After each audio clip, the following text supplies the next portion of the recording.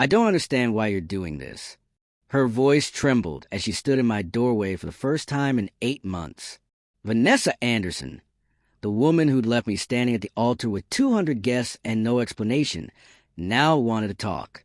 She looked thinner than I remembered, dark circles beneath her eyes, but still beautiful in a haunting way that had once made my heart race. I leaned against the doorframe, wedding band gleaming ostentatiously on my finger. There's nothing to understand. I fell in love with Rebecca. We got married. Simple story. With my sister? The word sister came out as a whisper, like she couldn't force enough air through her lungs to say it properly. Are you going to stand out there all night? Or did you actually want something? I asked, my voice carefully calibrated to soundboard. Her eyes darted past me to the interior of the apartment that should have been ours. Now it was filled with photos of Rebecca and me on our honeymoon in Greece.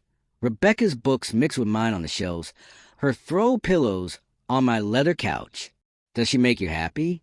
Vanessa finally asked, her eyes finding mine again. I smiled, the kind of smile I had practiced in the mirror for this exact moment. Happier than I ever thought possible. A flinch crossed her face, barely perceptible. Good. I wanted her to hurt. To feel a fraction of what I'd felt when she disappeared without explanation on what should have been the happiest day of our lives. I should go, she murmured, taking a step back. I could have let her leave. Should have. But something, anger, curiosity, or perhaps the last embers of what we once had made me call after her. Why are you here, Vanessa? She froze, her back to me now. I watched her shoulders rise and fall with a deep breath before she turned around. I came to explain, she said. I owe you that much. You're about 8 months too late. I crossed my arms over my chest. The time to explain was before you left me humiliated in front of everyone we know. I know. She looked down at her hands, twisting a ring on her right hand, not the engagement ring I'd given her, that had been returned to me in a plain envelope with no note 3 weeks after she vanished. Can I come in? Just for a few minutes. Every instinct screamed to slam the door, to deny her the closure she sought. But perhaps I needed closure too. Or maybe I just wanted her to see exactly what she'd thrown away. 5 minutes, I said, stepping aside. Rebecca will be home soon. A lie. Rebecca was at a conference in Chicago for the next 3 days. But Vanessa didn't need to know that. She walked into our living room, her eyes lingering on a wedding photo prominent on a mantel, Rebecca in a simple white dress, her dark hair tumbling over her shoulders, and me in a navy suit, both of us laughing as we fed each other cake. It was a beautiful photo of a beautiful day. A real day with real joy. Not the sham I'd once imagined it to be when I first asked Rebecca to dinner. Revenge simmering in my veins. You look happy, Vanessa said softly. We are. Again, not a lie. Not anymore. Vanessa perched on the edge of the couch, as if afraid to fully occupy the space. I remained standing, unwilling to offer the comfort of normalcy. I had a client in London, she began, her voice steadier now. Alexander Whitmore. I remembered the name. A wealthy British investor who had hired Vanessa's architecture firm to design his new corporate headquarters. He pursued me relentlessly during the project. Flowers, dinners, promises. She shook her head. I was flattered, confused. Things between us had been stressful with the wedding planning, and he seemed to want me for my mind, not just as a wife. So you chose him over me, without even a conversation. I said flatly. I was a coward, she admitted. I convinced myself it was passion, that I was following my heart rather than settling for comfortable love. He promised me a design partnership, a new life in London away from the shadow of my father's firm. 2 days before our wedding, I flew to London. My jaw clenched. 2 days before. While I was picking up her parents from the airport, she was fleeing the country. What happened to the great London romance? I couldn't keep the bitterness from my voice. It lasted 4 months. Vanessa's laugh was hollow. Turns out I was just the latest in a long line of women he'd promised partnerships to. Once he had me, the promises evaporated. He wanted a trophy, not a partner. When I pushed back, insisted on the terms we discussed, He reminded me that I had no work visa, no connections in London, and that he could make sure no firm in the city would touch me. Sound like a real prince. Despite myself, anger flared on her behalf. I stayed another 3 months out of pride. Couldn't face coming home, admitting what I'd done for nothing. She looked up at me, tears brimming in her eyes. I only heard about you and Rebecca last month, when I finally called my mother. I crossed to the window, looking out at the city lights rather than at her face. Is that why you came back? Because I moved on. No, I came back because I finally stopped being a coward. I got a job offer in Chicago. I start next month. Chicago, where Rebecca was currently presenting her research. The universe had a twisted sense of humor. I didn't come here to win you back, Soren, Vanessa continued. I know I destroyed that chance the moment I left. I just needed you to know it wasn't because I didn't love you. I made a terrible mistake, and I regret it for the rest of my life. I turned back to her, studying the woman I'd once planned to spend my life with. She seemed smaller somehow, diminished by regret. 8 months ago, I would have given anything to hear those words. Now they felt like echoes from another life. How did it happen? She asked quietly. You and Rebecca. She always said she'd never date her sister's ex. I finished for her. She didn't intend to. I hadn't intended it either. After Vanessa left, Rebecca had been the one to handle canceling the wedding arrangements while I drowned myself in whiskey and self-pity. She'd shown up at my apartment day after day, forcing me to eat, to shower, to rejoin the living. It wasn't romantic at first, I explained. She was just there, the only person who didn't walk on eggshells around me or offer empty platitudes. Vanessa nodded slowly. She always knew exactly what people needed. One night, about 2 months after you left, she found me on the balcony, drunk, standing too close to the edge. I hadn't told anyone this story. She didn't panic or make a scene.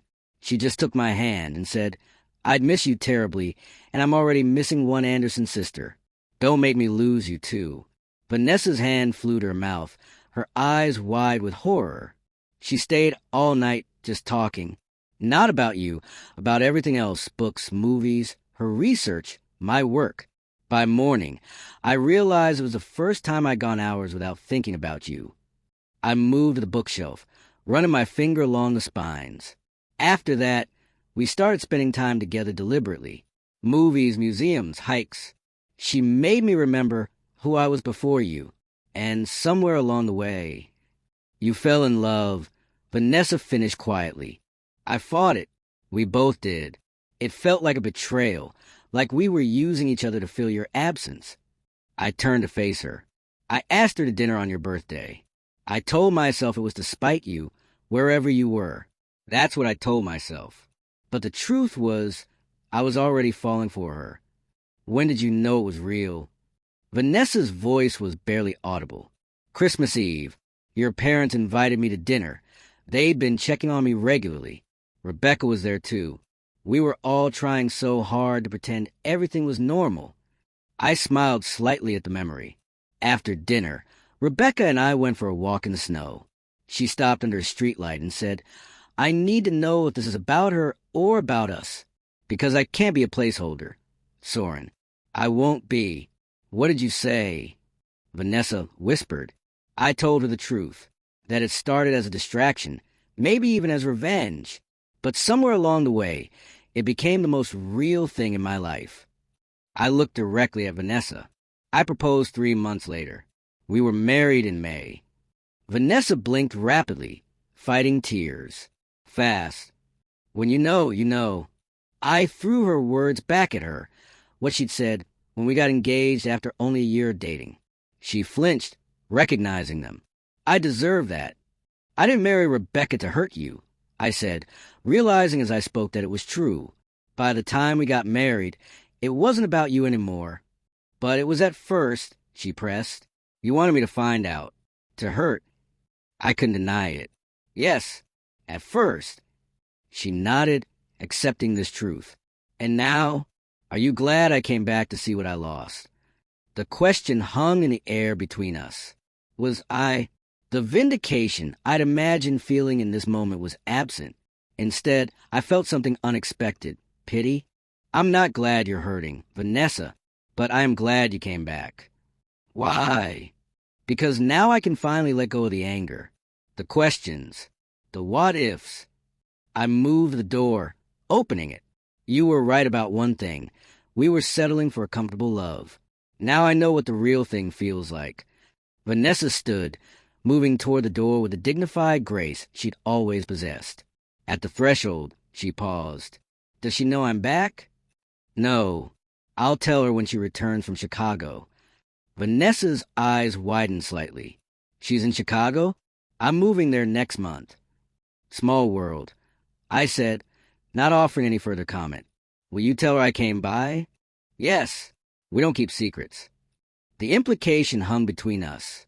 Unlike you and me. Take care of her, Vanessa said finally. She deserves happiness. We both do, I replied. After she left, I poured myself a whiskey and stood at the window, watching her figure retreat down the street. The revenge I once craved fell hollow now. Watching her face as she realized what she'd thrown away brought no satisfaction, only a quiet sense of finality. I picked up my phone and dialed Rebecca's number. Hey, you! Her warm voice answered after 2 rings. I was just thinking about you. Your sister's back, I said without preamble. A pause. She came to see you? Yes. She's moving to Chicago next month. Another pause, longer this time. Are you okay? I am, I said, realized with some surprise that it was true. But I think we need to talk when you get home. Do you regret us? Her voice was small, vulnerable in a way Rebecca rarely allowed herself to be. Never, I replied immediately. But I need to tell you how it all started. The whole truth. I know how it started, Soren. Her tone was gentle. You think I didn't see the anger in your eyes those first few months? The way you casually mentioned us to mutual friends, making sure word would get back to my family? I sat down heavily on the couch. You knew. Of course I knew. I also knew that somewhere along the way, it changed. We changed. When did you know it was real? I asked, echoing Vanessa's question to me. Valentine's Day. You bought me that ridiculous astronomy book instead of flowers. It was the first gift that had nothing to do with what Vanessa would have wanted or expected. I smiled, remembering her delight at the vintage star atlas I'd found. Vanessa would have hated it. I love you, I said. Not because of her, not in spite of her. Just you. I know, she answered simply. I'll be home in 2 days. We can talk more then. After we hung up, I looked at the wedding photo on the mantel, the genuine joy on our faces. The path to that moment had been twisted by anger and revenge, but the destination was real. In try and make Vanessa watch me love someone else, I'd actually learn how to love someone else. I picked up my phone again and typed a message to my sister-in-law. Thank you for coming by. I hope you find what you're looking for in Chicago. We all deserve a second chance at happiness. I hit send, then set my phone down. The apartment felt different now, lighter somehow. For 8 months, Vanessa had been a ghost haunting these rooms. Now she was just a woman, flawed, human, no longer holding power over my happiness. The revenge fantasy I built had dissolved, replaced by something far more valuable. The certainty that I was exactly where I was meant to be, with exactly the right person. 2 days later, I waited at the airport, a bouquet of wildflowers in hand. When Rebecca emerged from the terminal, her face lit up with a smile that still made my heart skip. Missed you, she said, wrapping her arms around my neck. Missed you more, I replied, breathing in the familiar scent of her perfume. As we drove home, she listened quietly as I recounted my conversation with Vanessa. Are you okay? She asked when I finished. Seeing her again after all this time. I am, I said honestly. It was closing a chapter. The book's already moved on to better things. Rebecca reached across the console to take my hand. She texted me, asked if we could meet for coffee while I'm in Chicago next month. I glanced at her, surprised. What did you say? I said yes. She squeezed my hand. We were close once, before everything. She's still my sister. I nodded, a lump forming in my throat at her capacity for forgiveness. You're a better person than I am, I said finally. Rebecca laughed. The sound filling the car. Probably, but you're learning. As we pulled into our parking spot, she turned to me with serious eyes. You're sure you're okay with me seeing her? I trust you, I said simply, and I think I'm finally ready to forgive her too. That's not what I asked. Yes, I said firmly. I'm okay with it. What we have is real, Rebecca. Nothing and no one can threaten that now. Later that night, as we lay in bed talking about our conference, I realized something profound. The revenge I'd sought had been empty because it was focused on the past. What I'd found instead was a future brighter than anything I could have imagined. What are you thinking about? Rebecca asked, noticing my silence. How sometimes a wrong turn leads you to exactly the right place. She smiled, tracing my jawline with her finger. She called off your wedding without a word. So you married her sister to make her watch you love someone else, she said, summarizing our story. Sounds like the plot of a bad romance novel. I laughed, pulling her closer. The twist is, I actually fell in love for real. Best plot twist ever, she murmured against my chest. As she drifted off to sleep, I thought about Vanessa, somewhere across the city, beginning her own new chapter. I hoped she'd find what she was looking for, not for her sake, but for mine, because holding on to anger and revenge had nearly cost me everything, and letting go had given me more than I'd ever dreamed possible.